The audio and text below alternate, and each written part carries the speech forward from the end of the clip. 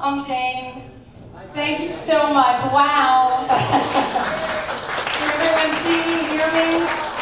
First of all, Larry, thank you. I love that. Thank you so much, and it's so important right now. Lucy, I can't even begin to thank you. Lucy did an event for us. It's now several years ago.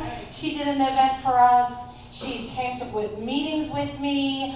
I've met with her for many coffees and meetings, and I appreciate your support so much. And more than anything, I love that with everything that you'll hear about tonight that has gone on in the last 4 years, every once in a while I'll get an email from her and she says, "How's it going? How's everything going? Are you okay? You need anything?" And that support has meant so much. So thank you so much for that. And Joan and Gary, I can't even begin to thank them. I have to say, and I'm going to try to condense everything tonight so I don't keep you guys too late and you don't get bored and leave. I don't want you to leave. But Joan and Gary called me, I guess about 6 or 7 weeks ago, and this is when we were launching everything, and you guys are going to hear the story tonight. And they said, "Hey, do you want to get together for lunch? I have an idea." And I said, "Oh my God, everyone's giving me ideas. I need money. I can't, I ask for money, I get ideas. I can't have any more ideas." And they said, "No, let's just meet for lunch." And I went there and they said, "We want to plan this event." And I was really so overwhelmed, and you're going to hear the story of where I was at that time. And I guess they saw my face, and I said, "You guys, I can't take anything else on. I really can't." They said, "All you need to do is show up." And they literally, that is everything. That's all I do. So thank you. So first let me ask, I'm going to stand out here because it's so bright. How many people here, first of all, have been to another event that they heard the story of Oswit? Okay, so not everybody, good, not even half. For those of you who've been to another event, the story doesn't change, so I'm sorry. So let me ask a question. How many people know where Oswit Canyon is? Yay! Lucy's right. 4 years ago, if I would have said Oswit Canyon, no one would know what it was. How many people here have actually hiked into Oswit Canyon? Wow, fantastic. 3.5 years ago, it's going to be 4 years in February. I actually recently looked it up because this today is our 14th event in 5 weeks, just so you know. This is our last event. And we also did about 12 speaking engagements at different clubs. But 4 years ago in February, I went for a hike on the Lycan Trail. This was my daily cardio workout. I would hike to the top, I would touch that picnic table, and I'd hike back down. And I'm going up the trail, and I'm passing this woman, and as I'm passing her, I was halfway up, and I was looking out over Oswit Canyon, which I didn't know it was called Oswit Canyon at the time. And this woman's coming down, and I'm going up, and I turned to her, and I said, "Oh my God, this is so beautiful." She goes, "Yeah, too bad it's all gonna be gone." I was like, wow, it's like so negative. Like, okay. And I said, "Well, what do you mean?" She said, "Oh yeah, this is gonna all be destroyed." And I thought, all right, maybe this is just not doom and gloom. I said, "What are you talking about?" She said, "Oh, you haven't heard? Yeah, a developer owns this." And so I leave her and I'm hiking up and I'm thinking, that cannot be right. She has to be wrong. Who would the heck would ever build here? This is so spectacular. It's a treasure. So by the time I get back down the trail and I get to my car, I get home and I thought, all right, I've got to figure this out. Now, mind you, I've never done anything like this before. I've never worked on a project for land use or land preservation. So I get back to my house and I said, I'm going to call the city. I'm going to find out what's going on. So I called the city and the woman said, all right, let me put you in touch with the planning department. I've never called the planning department before, so I'm like, okay. So planning department answers, and I said to the planning guy, I said, I'm calling about this piece of land. When you hike up the Lycan Trail and you look over it, it's so beautiful, and I'm calling because I'm really upset. I heard that it's going to be developed. And the staff member turns and says to me on the phone, well, what's it your business? You don't own it. Okay, welcome to calling the city for the first time ever. So I said, well, it's so amazing, I don't want to see it destroyed. And he said, it's not your business. And I thought, okay, if you want to fire me up and piss me off, you just did. That's good. Okay. So I decided, you know what, I'm not going to waste my time. And by the way, I've never told anyone in the city who that person is, and I won't say anything until that canyon says. So the next morning, I go down to the planning department, and this lovely woman at the planning department counter said, yes, I know exactly where it is. Let me start giving you the information you need. Outcomes, binders and plans and all this stuff. She said, you need this. This is the environmental impact report. You need this. This is the Canyon South specific plan. You need a copy of this. This is their entitlements. These are words I had never heard before in my entire life. And I'm going, oh crap, I am so over my head. So I gather all this stuff up and I leave. I have a whole stack of stuff that I had copied while I was there. And as I'm about to leave, the woman turns to me and she said, and I think you should know, this is coming before the Planning Commission in a week. It's like, okay, what exactly does that mean? So I get home and I thought, all right, I need to get this organized. So I go online and I start a Facebook page with many of you are on that I called the Save Oswit Canyon and Lichen Trail. Well, I put that in there because when I started calling friends saying, did you know what was going to happen to Oswit Canyon? I didn't know it was that the name. The woman told me. And they said, what city is that in? I'm like, no, this is here. So I put Lichen Trail in there so people knew. So get the Facebook page started. I start researching and reading. And I'm reading all this stuff. And I'm Googling and I'm asking people I know, like, what does this mean? You're an architect. Can you look at this plan and tell me what this means? And what I quickly learned was that the developer was going to put 260 houses in our beautiful canyon. And I thought, no, this is not going to happen. So I beg all my friends, and I call them, can you please come to the Planning Commission meeting? Can you please come to the Planning Commission meeting? And we go to the Planning Commission meeting, and there's 50 of us at the Planning Commission, which is almost unheard of at a Planning Commission meeting. So we're there. And as we're there, the developer's there as well. So at this meeting, I see the developer. He's this guy from Orange County. So I'm like, all right, Orange County builder. Well, then I learned at the time that the builders are actually an Indian billion-a-year oil company from India. The guy from Orange County is a 4%. And I'm sitting there thinking, okay, we are fighting deep pockets. What, again, did I get into?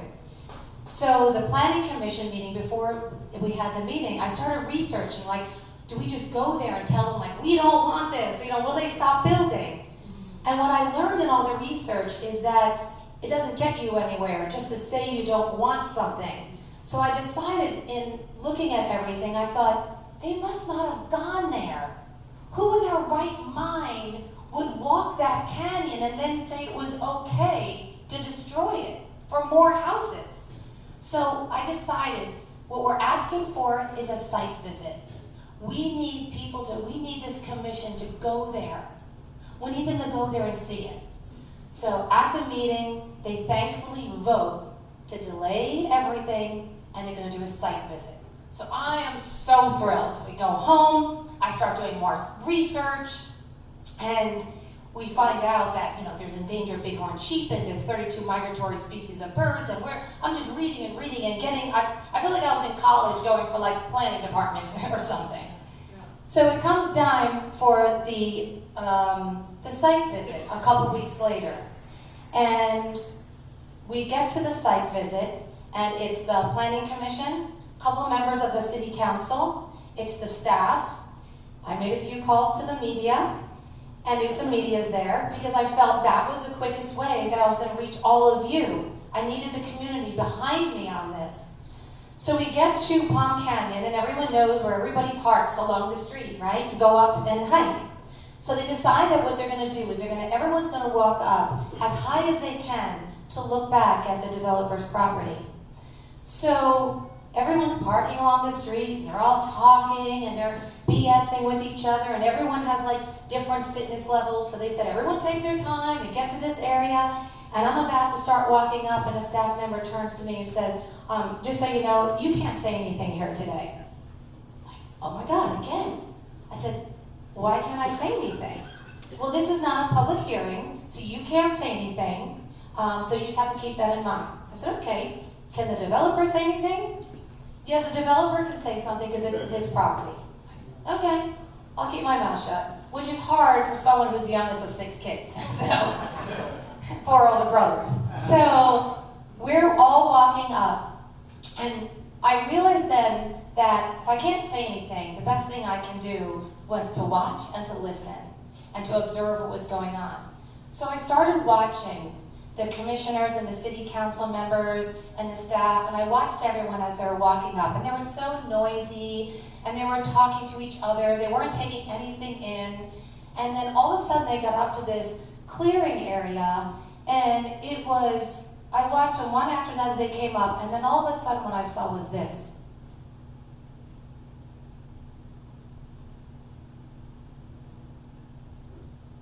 There was not one word.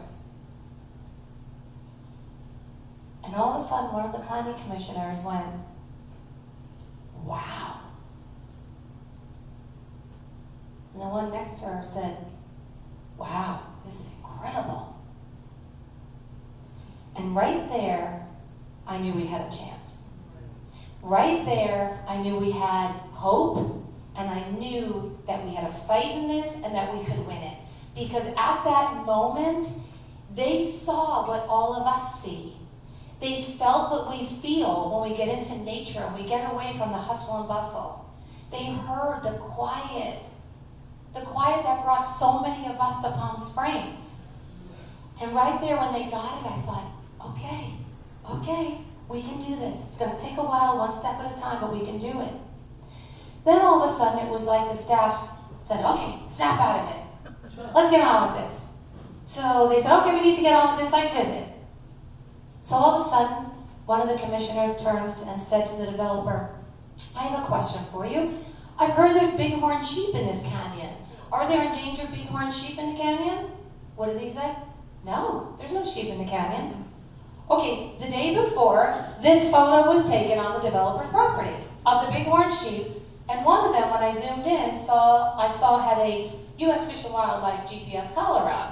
So I thought, that's kind of crazy to say there's no sheep when there's a collar. It's like, okay, I can't say anything. The next question was, one of the commissioners said, on the plan, there's a flood dam on the plan.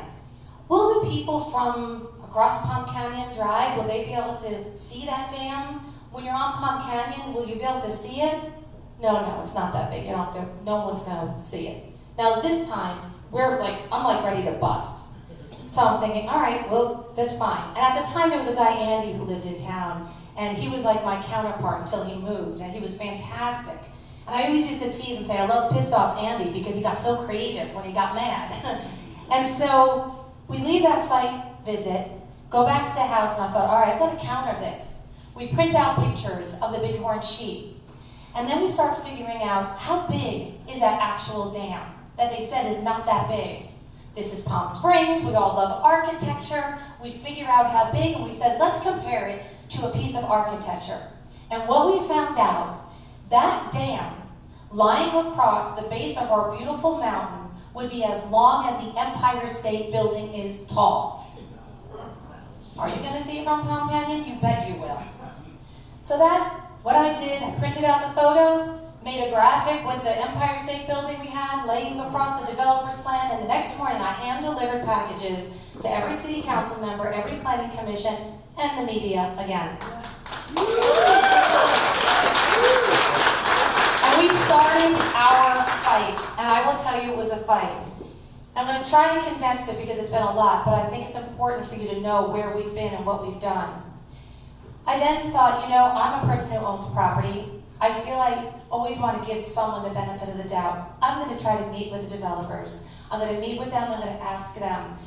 Maybe we can figure something out. In my naive way, I thought, maybe I'll get them to donate it to us. Why would they not want to donate it? It's so beautiful. So that did not go that well. I met with them. They paid $7 million for the canyon. I thought, there's no way, where am I going to get $7 million from? It didn't work out. So we had a rally. Many of you were there in the canyon. There were hundreds of us in the canyon bringing awareness. I knew we had to get the message out. And then in researching, I discovered that the Chino Cone, when you come into town, was going to be developed years ago and become a golf course and hotels and houses, and they stopped it through an initiative. They changed the zoning. So I was like, that's what we're going to do. We're going to change the zoning. We're going to have an initiative. I never did an initiative in my life. I'll figure it out. So I start researching the initiatives. I hire an attorney in LA. Can you help us with this initiative? And we're going to change the zoning so they can't build there except one house per 40 acres. We got everyone trained. We went out and we collected signatures. We had 6 months to collect about 3,500 signatures. We collected over 5,000 in 30 days. And what was very obvious was that all of us did not want that canyon destroyed. I stood out and sat in front of Ralph's grocery store many hours collecting signatures, and not one person said, oh yeah, I think it's a great idea that they blow up the canyon and build houses. Nobody. Everybody said enough is enough. We need to preserve what we have. Do not let this go through, because it might become just another failed development that they blow up the canyon with explosives and then it sits there with construction fencing around it. So we get that initiative. The city council passes it unanimously. We are celebrating. This is great. It's over. And just as our attorney warned, the developer sued the city to overturn the initiative. It was a year-long battle, and sadly, the judge ruled in favor of the developer on 3 ridiculous points that then overturned our initiative. And unfortunately, the then city attorney at the time advised the city not to appeal it, and our initiative was dead. And I will tell you, you want to know if I've shed any tears in the last couple of years? Yes, because we put so much hard work into that, and we thought we were there. So our attorney said, Jane, we will appeal. We will get involved in this lawsuit. You have standing. Everything you've done, we're going to do that. And she did, and that lawsuit still sits.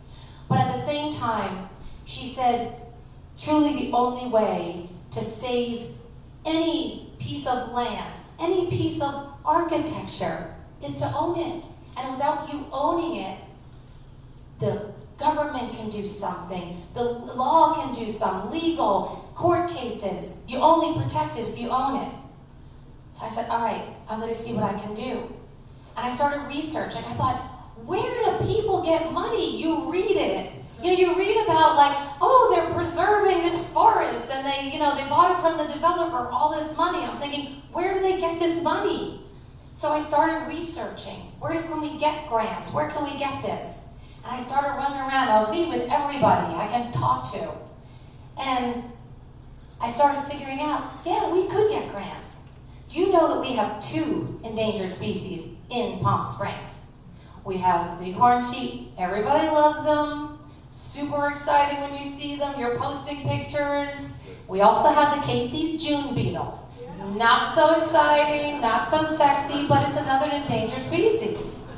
Although I do joke with my friends and I say, I actually think that I'm one of the endangered species in Palm Springs because I'm a straight woman in Palm Springs. And I like it that way, actually. So we start researching where we can get this money, where can we get grants? And I figured out that we have some money available to us because we have endangered species. So I said to the attorney, okay, what do we do now? She said, we're going to go into mediation. So we go into mediation in May. And we're down in Orange County for mediation. And I said to the attorney, I said, we don't just need the 4% guy at this mediation. We need everybody, all the decision makers. Because if you have the 4% guy, it's like meeting with my husband and not having me along too. You're not going to have the decision made when you don't have both people, right? So we said, all right, we need everyone. And I said, I also want the city there. Because I had been meeting with the city council members. They formed a Save Oswit Canyon subcommittee because we were driving them crazy. So we had a subcommittee. I said, I want the city there. So we go into mediation down in Orange County, and I'll spare you all the details of the entire mediation, but I will tell you how it first started. It first started where I'm in one room with Beverly, our incredible attorney, and the developers in another room with all the developers, their whole slew of attorneys, and then in the other room was the city council members, city staff, city attorneys. And how it started was the judge came into our room and said, I have great news. They want to compromise. I thought, oh my God, this is great. He said, how about 200 houses? She's like, not a compromise. So we went back and forth for 8.5 hours during the mediation. When they finally said that they would sell it, the judge came in and said, they're willing to sell it, $10.5 million. Now you have to know, I kind of knew where we were. I knew what grants were available for us. I knew we didn't have 10.5.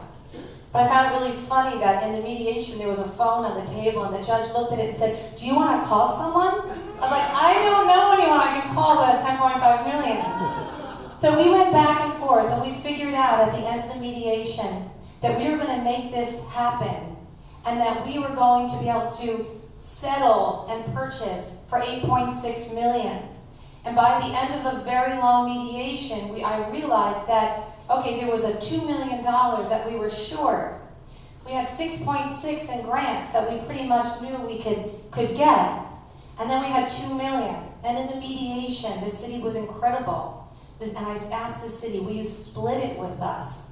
And the city decided to split it with us. So we were there. We were like, okay, we're there. I leave the mediation.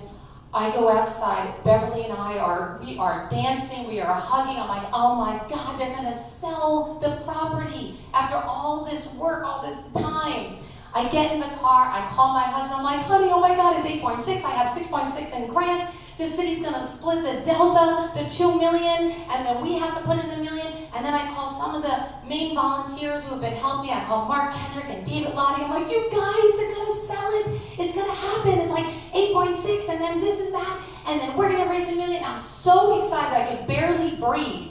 And I hang up with all them, and I'm driving, and I'm going from Orange County here, and all of a sudden I was like, oh my God, I think I'm going to have a panic attack because I have to raise $1 million. Now, the thing that I didn't tell you is that we had till December 31st. That was it. Else they were going to move forward. And I'm in my car and I'm thinking, I've never raised money in my entire life. I've never asked anyone for money. I'm the person who's like, you need money to get a dog out of the shelter? Let me give you that money. Do you want to use my house? You're a nonprofit? Come and have a party at my house. I don't like asking people for money. And I'm driving and I'm thinking, how the heck am I going to raise $1 million by December 31st? This is May. So as I'm driving and I'm having this oh my God, all of a sudden, I had this calmness that came over me. And I remember it so well. And the calmness was that I remembered, I live in Palm Springs. I live in Palm Springs. And like all of you, most of you, there are a few people who actually are from here. But I chose to live in Palm Springs. And when people ask me many times, what brought you to Palm Springs, or what do you love about Palm Springs, the number one thing I say is the people. I'm like, these are my people. This is my community. Because all of us, we are people who care. We are people who speak up when something is wrong. We're people that if someone's being discriminated against, you damn well know that Palm Springs is going to speak up for them. And in that realization, I was like, it's Palm Springs.